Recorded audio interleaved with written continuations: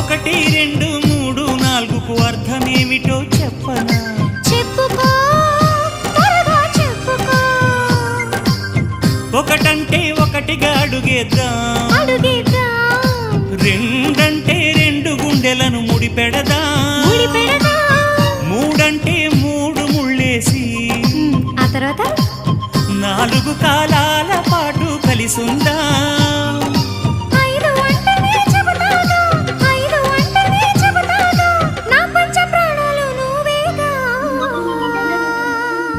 అమ్మావు ఇల్లు ఈగ చదివానాడు, ప్రేమ వలపు మనసు మమత చదివాయినాడు.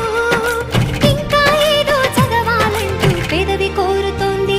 భలేగా కొత్త చదువు చదువు, ఇలా నా ముద్దు కవిత చదువు, చెలి మురిపాల కథలు చదువు.